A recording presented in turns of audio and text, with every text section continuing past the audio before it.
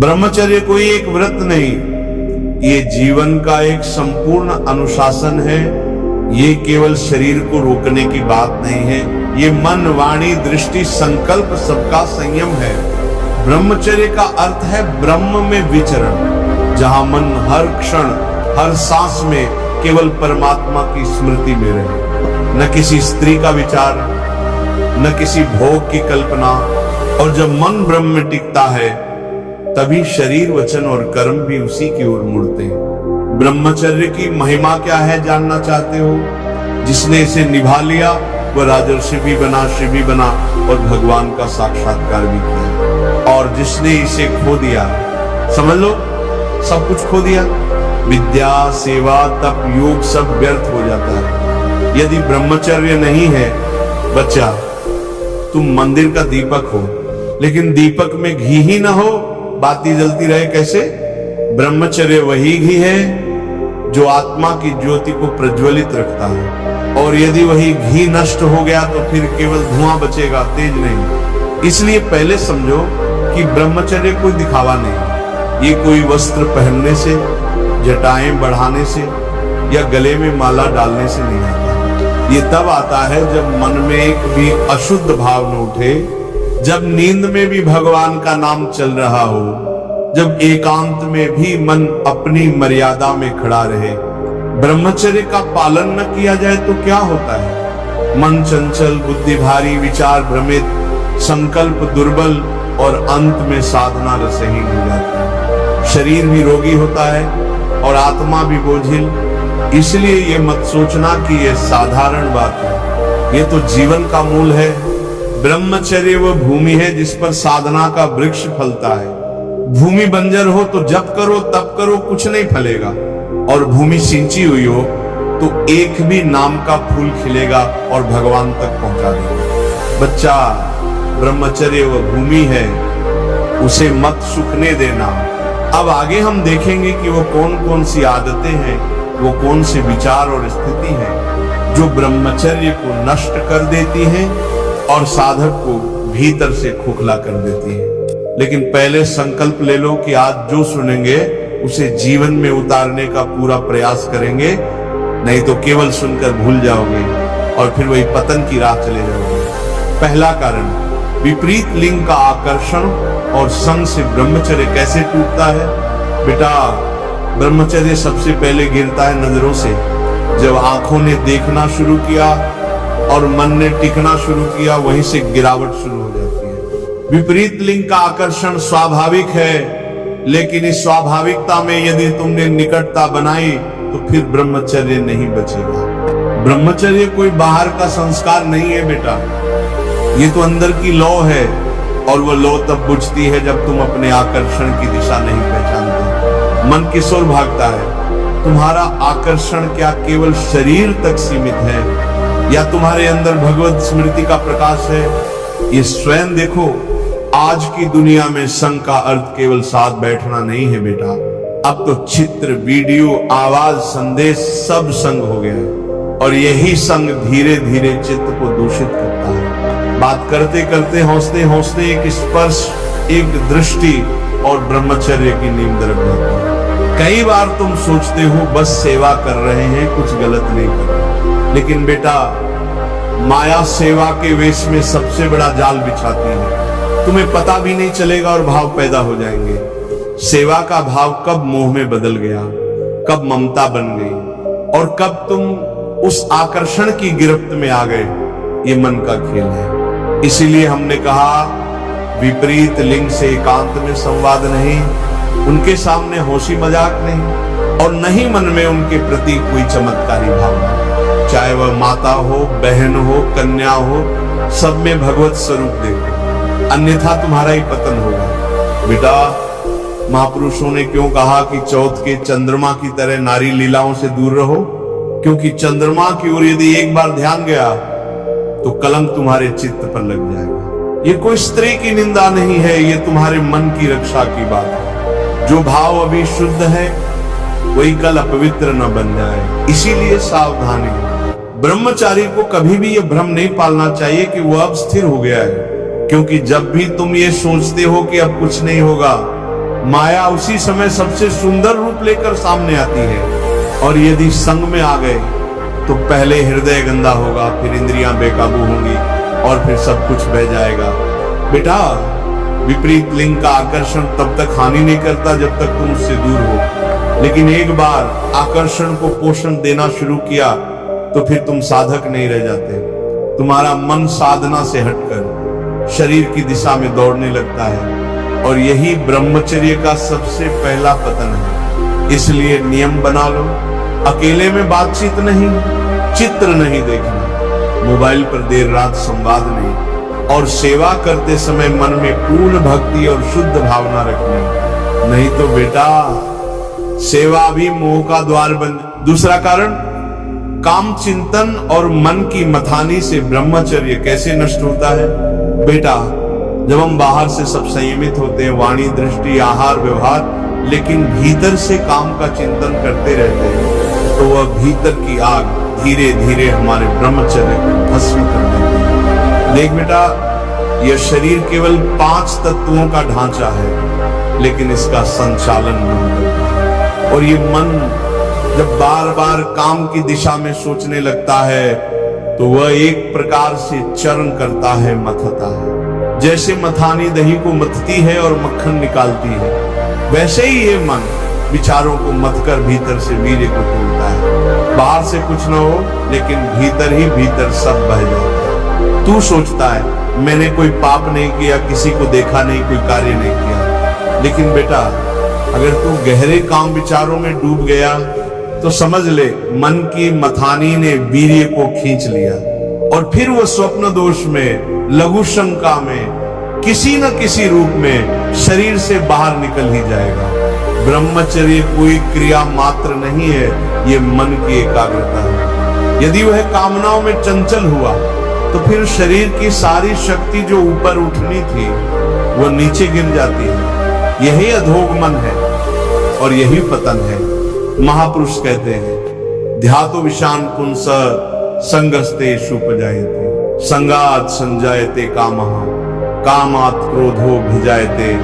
जब तू विषय का ध्यान करता है तो वहां आसक्ति पैदा होती है, फिर वही आसक्ति तुझे काम में डालती है, और काम में असफल हुआ तो क्रोध, मोह, भ्रम सब जन्म लेते हैं। बेटा, ये एक श्रृंखला है जो सीधा नरक के द्वार तक ले जाती है। इसलिए महाराज जी कहते हैं, मन का ब्रह्मचर्य सबसे आवश्यक है। बाहर के संयम की कोई कीमत नहीं जब तक भीतर चित्त शुद्ध न हो। तूने किसी को छुआ नहीं, लेकिन भीतर तेरे मन में उसके स्पर्श की कल्पना चल रही है, तो समझ ले बेटा, ब्रह्मचर्य पहले ही नष्ट हो चुका है। अब तू कहेगा महाराज जी, विचार अपने आप आ जाते हैं। हाँ बेटा, विचार आएंगे, लेकिन तू उनका पीछा करेगा, यही तो दोष है। तू विचार को देखकर कह दे ये मेरा नहीं है, ये माया का खेल है। तू वापस नाम में लौट आ, राम राम राम। विचार जल जाएगा और तू बच जाएगा। ब्रह्मचर्य तब तक बचा है जब तक तेरा चिंतन शुद्ध है, मन भीतर ही भीतर विषयों में डूबता रहे और तू बाहर साधु बने। तो ये ढोंग है बेटा, और एक दिन ये ढोंग तेरी सारी साधना को बहा ले जाएगा। इसलिए काम विचार से पहले ही सावधान हो जा। रात को सोने से पहले मन को परख ले कहां भाग रहा है। यदि तूने विचार की दिशा न मोड़ी तो फिर तेरी शक्ति तेरे ही विरुद्ध काम करेगी। यही कारण है कि ब्रह्मचारी को हर क्षण भीतर झांकना है। ये भीतर की तपस्या है बेटा, और यही असली ब्रह्मचर्य है। ये तीसरा कारण है इंद्रिय स्पर्श और स्नान की सावधानी में चूक। इंद्रिय स्पर्श और स्नान की सावधानी से ब्रह्मचर्य कैसे टूटता है। बेटा, जब तक तू अपने शरीर को केवल साधन समझता है तब तक तू ब्रह्मचर्य की दिशा में, लेकिन जैसे ही तू शरीर को भोग का साधन समझने लगा, उसी क्षण ब्रह्मचर्य का नाश शुरू हो जाता है। और ये नाश सबसे पहले होता है इंद्रिय स्पर्श से। देखो बेटा, स्नान केवल शरीर की सफाई नहीं, वो साधक के लिए एक तपस्या है। स्नान के समय जिन इंद्रियों से ब्रह्मचर्य टूट सकता है, उनका अनावश्यक स्पर्श, अत्यधिक रगड़, बार बार देखना, ये सब धीरे धीरे मन को उत्तेजित कर देते हैं। महाराज कहते हैं स्नान करते समय नाभि क्षेत्र को ठंडे जल से शीतल करना चाहिए। वहां से एक विशेष प्रवाह उत्पन्न होता है जो कामवृत्ति को नीचे से ऊपर खींच सकता है। पर यदि यह भाग गर्म रहे या तो उसे बार बार स्पर्श करके रगड़े तो काम चिंतन की अग्नि भड़क उठेगी। ब्रह्मचर्य का एक मूल मंत्र याद रखना बेटा, जो अंग ब्रह्म को नहीं जोड़ते उन्हें छोड़ दो। इसलिए जो इंद्रियां ब्रह्मचर्य के नाश का कारण बन सकती हैं उन्हें केवल शौच या स्नान की मर्यादा में ही स्पर्श करना, खेल नहीं करना, बहाने नहीं बनाना और नहीं प्रयोग करने की जिज्ञासा पालनी है। कई ब्रह्मचारी कहते हैं महाराज हमने तो कुछ किया ही नहीं, लेकिन बेटा बार बार इंद्रियों को छूना, बार बार देखना या उन्हें गर्म पानी से उत्तेजित करना, ये सब करना ही है और यही तेरा वीर्य भीतर से खींच लेता है। फिर वह स्वप्न दोष में या लघु शंका में धीरे धीरे बाहर जाता है। तू समझता है कुछ नहीं हुआ, लेकिन भीतर का बल तो चला गया। स्नान करते समय पूर्ण मनोयोग से शरीर को केवल शरीर समझकर दो, किसी अंग को काम से जोड़कर मत देखो और जितना कम स्पर्श हो उतना अच्छा। ये बात सुनने में छोटी लगती है बेटा, पर यही रोज की एक आदत तेरा ब्रह्मचर्य बचा भी सकती है और नष्ट भी कर सकती है। स्नान के बाद कपड़े पहनते समय भी ध्यान दो, अकेले में नग्न होकर शीशे में देखना, शरीर के प्रति आसक्ति, ये सब मन को काम के रस में डुबा देता है। साधक का शरीर साधना का पात्र है, प्रदर्शन का विषय नहीं। इसलिए बेटा अपनी दृष्टि, अपनी मर्यादा और अपनी चेतना तीनों को एक साथ जगाए रखना है। और याद रखना इंद्रियों का ब्रह्मचर्य स्पर्श न करो, सोचो भी मत से शुरू होता है। जो अंग संयम मांगते हैं उन्हें बार बार स्पर्श करके मत जगाओ, क्योंकि तू उन्हें बार बार छूकर माया की नींद से जगा रहा है और फिर कहता है मन स्थिर नहीं हो रहा। तो मन कहां से स्थिर होगा बेटा? ब्रह्मचर्य तब मजबूत होता है जब शरीर का प्रयोग केवल उतना ही हो जितना साधना के लिए आवश्यक है।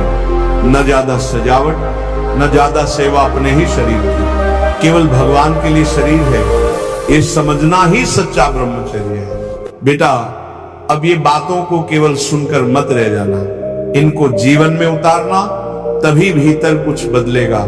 नहीं तो जितना जानोगे उतना ही भीतर दोष और बढ़ेगा। ज्ञान वो है जो व्यवहार में उतर जाए, नहीं तो बोझ बन जाता है। चौथा कारण भोजन और कब्ज कैसे गलत आहार ब्रह्मचर्य को भीतर से नष्ट करता है।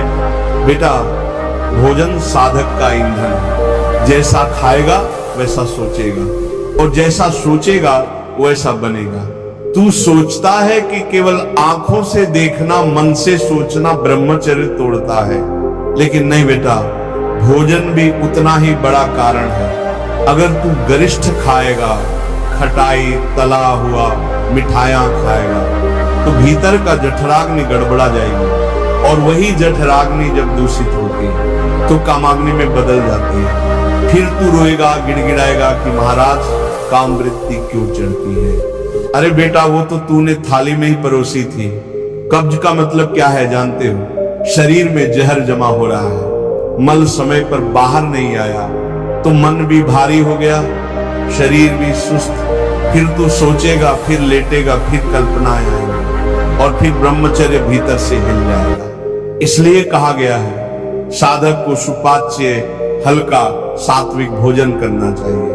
अब तू देख, साधक सुबह उठता है तो पेट साफ होना चाहिए, अगर नहीं हो रहा तो कुछ तो गलत खा रहा है। बासी अन्न, गरिष्ठ पदार्थ, मैदा, होटल का खाना, मिठाइयों की भरमार, ये सब कब्र खोदते हैं ब्रह्मचर्य की। बाहर से तू शांत दिखता है लेकिन अंदर विष भरा है। ऐसे विष से ब्रह्मचर्य कहां बचेगा बेटा? हम कहते हैं भोजन करो इतना जितना हजम हो जाए। पेट का एक भाग अन्न से, एक भाग जल से और एक भाग वायु के लिए खाली छोड़ो। और जो अन्न पवित्र नहीं, जो अन्न वासना में बने, वह ब्रह्मचारी को नहीं छूना चाहिए, क्योंकि अन्न से विचार बनते हैं और विचार से चरित्र। तू देख बेटा, जो बच्चा सात्विक खाएगा वह देर तक बैठ पाएगा, मन स्थिर रहेगा और इंद्रियां वश में रहेगी। लेकिन जिसने गलत खा लिया वह बेचैनी में उठेगा, शरीर गर्म होगा, चित्त व्याकुल होगा, और ऐसे चित्त में नाम कैसे टिकेगा। ब्रह्मचर्य कोई व्रत नहीं कि बस नियम ले लिया और हो गया। ये तो पल पल की तपस्या है बेटा, और इस तपस्या में भोजन सबसे बड़ी भूमिका निभाता है। जरा सा तेल घी ज्यादा हो गया या खटाई चली गई और तू देखेगा कि मन में कामवृत्ति की लहरें उठने लगी। इसलिए मजाक नहीं है, ये साधना की जड़ है। जो ब्रह्मचारी सचमुच अपने मार्ग पर टिकना चाहता है वह पहले थाली को सुधार ले, और जब थाली सुधर गई तो सोच सुधरेगा, सोच सुधरी तो संकल्प टिकेगा, और संकल्प टिक गया तो फिर ब्रह्मचर्य टूट नहीं सकता। तो बेटा, आहार सुधारो, समय पर भोजन करो, रात को हल्का खाओ, पेट समय पर साफ हो। यही सबसे पहले पांचवा कारण, आसन और दिनचर्या की लापरवाही कैसे शरीर की स्थिति ब्रह्मचर्य की दशा तय करती है। बेटा, तू चाहे जितना जप कर ले, चाहे कितना ही ज्ञान पढ़ ले, लेकिन यदि शरीर की स्थिति सही नहीं तो वो सारा जप, सारा ज्ञान नीचे गिर जाए। ब्रह्मचर्य की रक्षा शरीर की रीढ़ मेरुदंड से शुरू होती है। हमारे ऋषि मुनियों ने क्यों कहा पद्मासन और सिद्धासन का अभ्यास करो, क्योंकि जब तू बिना हिले डुले मिनट तक स्थिर बैठ जाता है तब तुझ में एक दिव्य ऊर्जा जगती है जो नीचे की वासनाओं को ऊपर खींच लेती है। अब देख बेटा, जो बच्चा दिन भर लेटा रहे, कमर झुका के बैठे, कुर्सी में पसर के बैठा रहे, वो कभी ब्रह्मचारी नहीं रह सकता। शरीर की जैसी आकृति वैसी ही मन की दिशा होती है। झुका हुआ शरीर गिरते हुए विचारों को खींचता है और सीधा मेरुदंड संकल्प को ऊंचाई देता है। इसलिए जब भी बैठो, पीठ सीधी, दृष्टि नासाग्र पर और मन भगवान में। आसन पर बैठना केवल बैठना नहीं, वह आत्मा को ऊर्ध्वगति देने का साधन है। जो 40 मिनट एक ही स्थिति में बिना हिले बैठेगा, उसके अंदर की वासनाएं जलने लगेंगी। जैसे अग्निहोत्र में आहुति दी जाती है, वैसे ही तुझ में काम वृत्तियां स्वाहा होती हैं। अब तू कहेगा महाराज जी, 5 मिनट कैसे बैठे? बेटा, शुरुआत मिनट से कर, फिर ब्रिज, और एक दिन आएगा जब शरीर स्थिर, श्वास गहरा और मन भगवान में खोया रहेगा। उसी क्षण से ब्रह्मचर्य की रक्षा शुरू हो जाएगी। अब दूसरी बात, शयन की लापरवाही। रात को देर से सोना, करवट बदलते हुए अशुद्ध विचारों में खो जाना और बिस्तर पर मोबाइल लेकर लेटना, ये सब ब्रह्मचर्य की जड़ खोद देते हैं। महापुरुष कहते हैं शयन घंटे से अधिक नहीं होना चाहिए, और जब सो तो दाईं करवट लेकर भगवान के नाम में सो जाना। उस समय भी मन अगर गंदे विचारों में उलझ गया तो दिन भर की सारी साधना मिट्टी में मिल जाएगी। ब्रह्मचारी को बिस्तर पर मोबाइल लेकर जाना ही नहीं चाहिए बेटा। वो रात का समय इंद्रियों का सबसे चंचल समय होता है, और अगर वहां तूने गलती कर दी तो तेरा संकल्प रात में जल जाएगा और सुबह बुझे मन से उठेगा।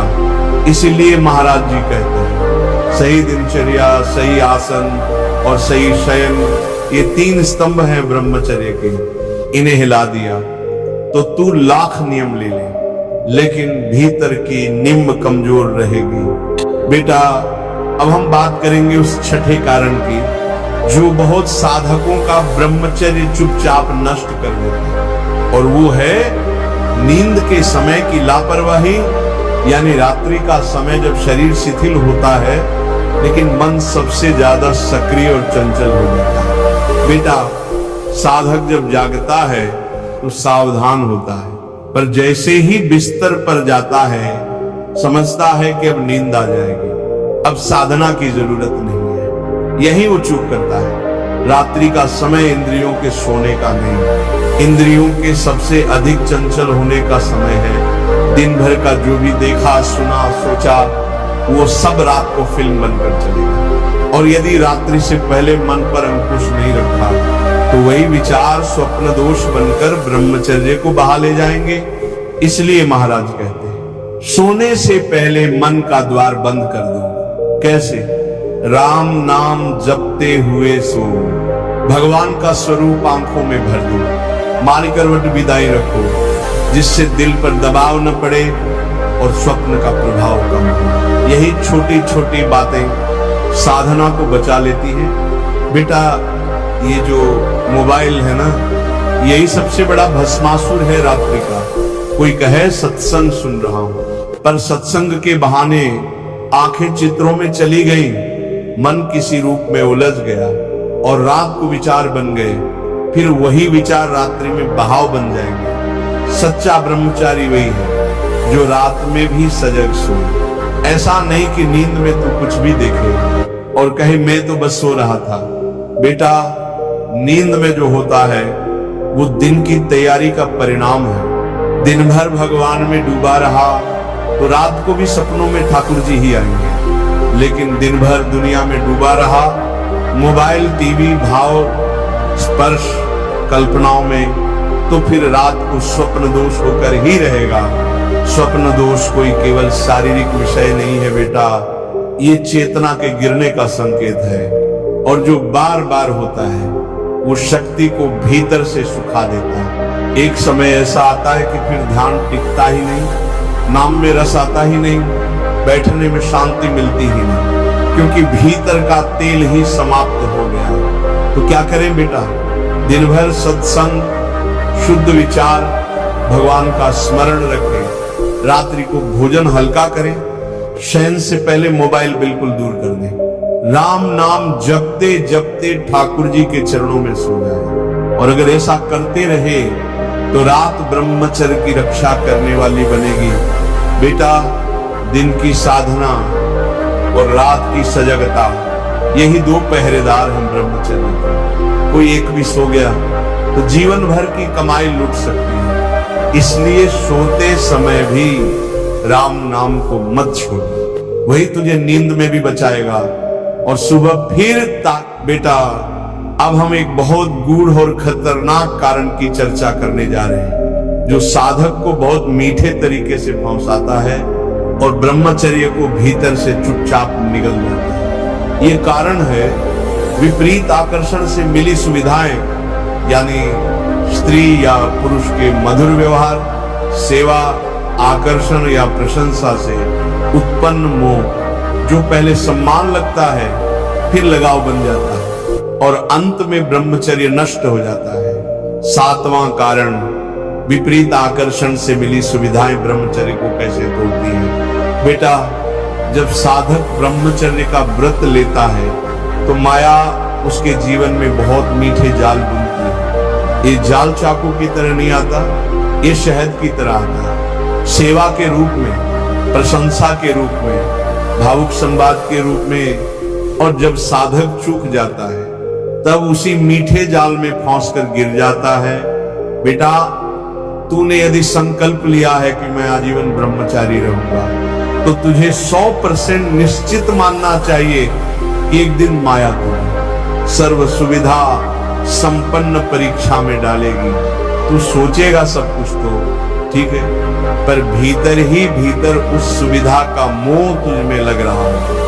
कभी कोई माता बहन सेवा करती और मन सोचता है अरे बहुत भक्ति भाव से कर रही है, पर बेटा अगर वो सेवा से तुम्हारा चित्त बांध रही है और तुझ में उसके लिए विशेष भाव पैदा हो रहा है, तो समझ जा माया ने पहला वार कर दिया। महाराज कहते हैं विपरीत लिंग से प्रशंसा मिलना भी साधक के लिए विष के समान है। वो कहे आप तो बहुत महान हैं, बहुत तपस्वी हैं, और अगर उस वाणी से तुझे सुख मिलने लगी तो ब्रह्मचर्य पहले ही दरक चुका है। बेटा, तुम एक बात याद रखना, माया कभी तुझे काटने नहीं आएगी, वो तुझे सहलाएगी, वो तुझे ऐसा भाव देगी तू मेरे लिए बहुत विशेष है, और तू भी सोचने लगेगा मुझे भी इस बहन की सेवा से शक्ति मिलती है। अरे मूर्ख, शक्ति नहीं, संवेदनात्मक मोह जन्म ले रहा है, और यही मोह जब बढ़ेगा तो फिर गिरना निश्चित है। हमने देखा बेटा, कई ऐसे तेजस्वी ब्रह्मचारी जो वर्षों से तप कर रहे थे, एक छोटी सी भावना में, एक मीठे व्यवहार में या एक मुस्कान में फिसल गए, और फिर वो तेज नहीं रहा, वो दृष्टि नहीं रही, और फिर वो साधक नहीं रहा। इसलिए महाराज कहते हैं, तपस्वी को तप में ही रस होना चाहिए, सेवा से नहीं, प्रशंसा से नहीं, संबंधों से नहीं। तू चाहे किसी की मां, बहन, भाई कहे, लेकिन अगर भीतर विशेष अपनापन जागा तो वही मोह का बीज है बेटा, और वही बीज फिर वटवृक्ष बन जाता है। ब्रह्मचारी को अगर सच्चा ब्रह्मचारी बनना है तो विपरीत लिंग के संग में एक मर्यादा, एक शुद्ध दूरी रखनी है। कोई बात करनी हो, आंख में आंख डालकर नहीं, चरणों की तरफ दृष्टि रखो। कोई सेवा करे तो उसका उपकार समझो, अपना मत समझो। बेटा, विपरीत आकर्षण से मिली सुविधाएं कभी निस्वार्थ नहीं होती, उसमें माया का कोई न कोई उद्देश्य छिपा होता है। और अगर तू सचमुच ब्रह्मचारी बनना चाहता है तो इस जाल को पहले ही पहचान कर दृढ़ संकल्प से दूर हो जा। तेरा रास्ता भगवान का है, तेरी दृष्टि केवल ठाकुर जी के स्वरूप पर जमी रहनी चाहिए। जो भी इसके बीच आए, भले वह फूल लगे पर वह कांटा ही निकलेगा। बेटा, अब हम उस 8वें कारण की बात करेंगे जो बाहर से बहुत सूक्ष्म लगता है पर भीतर ब्रह्मचर्य को धीरे धीरे जड़ से काट देता है। ये कारण है इंद्रियों की अशुद्धता, यानी वाणी, नेत्र और श्रवण। इन 3 द्वारों से जब भीतर कचरा भरता है तो फिर ब्रह्मचर्य टिक नहीं सकता। वाणी, नेत्र और श्रवण की अशुद्धता से ब्रह्मचर्य कैसे नष्ट होता है? बेटा, बहुत साधक ये सोचते हैं कि ब्रह्मचर्य बस शरीर की क्रिया से टूटता है, लेकिन नहीं बेटा, ब्रह्मचर्य की जड़ पहले इंद्रियों के अशुद्ध प्रयोग से कटती है, और जब जड़ ही कमजोर हो गई तो फिर तू खड़ा कैसे रहेगा? पहली इंद्रिय वाणी। बेटा, ब्रह्मचारी की वाणी हर समय भगवत चिंतन में मधुर होनी चाहिए। जो वाणी व्यर्थ की बातों में, हौसी ठिठोली में या काम संबंधी मजाक में बहती है, वह ब्रह्मचर्य को जला डालती है। संतों ने कहा है, मौन ब्रह्मचारी का आभूषण है, और जब बोले तो ऐसा बोले कि सुनने वाला भगवान को याद करे, न कि विकार को। दूसरी इंद्रिय नेत्र, आंखें। बेटा, आंखें आत्मा की खिड़की है। अगर ये खिड़की हमेशा रूप रस रंग देखने में लगी रहे तो भीतर की चेतना मलिन हो जाती है। ब्रह्मचारी को चाहिए वह विपरीत लिंग के रूप को इकट्ठक न देखे। भले ही सेवा में बात करनी हो, लेकिन दृष्टि चरणों पर रखो ताकि मन में विकार न चढ़े। तुलसीदास जी ने कहा, जो चाहे कल्याण ने सुजस सुमति सुख गा, सो पर नारी लीला सुठी, तजय चौंथ के चांद समात। अर्थात जो अपना कल्याण चाहता है उसे विपरीत लिंग के रूप को चौथ के चांद की तरह त्याग देना चाहिए। बेटा, आजकल मोबाइल, सोशल मीडिया, वीडियो, ये सब नेत्रों के विषय है। तू कहे मैं तो सत्संग ढूंढ रहा था, पर अनजाने में आंखें फिसल जाती है और मन फिसलने में एक पल नहीं लगता। इसलिए ब्रह्मचारी को नेत्रों की पवित्रता की कठोर साधना करनी होगी। तीसरी इंद्रिय श्रवण कान। बेटा, कान भी विकार लाते हैं। अश्लील गीत, व्यंग्यात्मक वार्तालाप, किसी के निंदा, हंसी, मजाक, ये सब जो तू सुनता है वो भीतर संचित होता है, और फिर एक दिन वही बातें अकेले में स्मृति बनकर उभरती है और ब्रह्मचर्य का बहाव शुरू हो जाता है। श्रवण इंद्रिय की रक्षा कैसे करें? दिन भर भगवान नाम का जप सुनो, सत्संग सुनो, महापुरुषों की वाणी का श्रवण करो। जहां भी विकार की बातें हो तुरंत कान हटा लो, क्योंकि बेटा जो कान निंदनीय सुनते हैं वे मन को अशुद्ध कर देते हैं और अशुद्ध मन ब्रह्मचर्य को रोक नहीं सकता। बेटा, तू अगर सचमुच ब्रह्मचारी बनना चाहता है तो अपने 3 द्वार बंद कर ले, वाणी, नेत्र और श्रवण। जब तक ये द्वार खुले हैं तब तक भीतर भगवान नहीं टिकेंगे, और जब ये बंद हो जाए तब तू खुद भगवान का मंदिर बन जाएगा। बेटा, अब हम इस पूरे ब्रह्मचर्य विषय के सबसे सूक्ष्म लेकिन सबसे गहरे कारण पर चर्चा करने जा रहे हैं। बहुत लोग बाहर की चीजों से बच जाते हैं, वाणी भी संभाल लेते हैं, नेत्र भी संभाल लेते हैं, भोजन भी ठीक कर लेते हैं, लेकिन फिर भी बार बार ब्रह्मचर्य टूटता है। क्यों? क्योंकि भीतर एक ऐसी चूक होती है जिसे कोई देख नहीं पाता। वह है संकल्प का ढीलापन और नाम जप की चूक। संकल्प का ढीलापन और नाम जप में चूक कैसे ब्रह्मचर्य को भीतर से गिरा देते हैं। बेटा, अगर तू भीतर से कमजोर है तो बाहर का कोई भी उपाय तुझे बचा नहीं सकता। ब्रह्मचर्य बाहर से नहीं टिकता, वह भीतर के संकल्प से टिकता है। और संकल्प का अर्थ क्या है?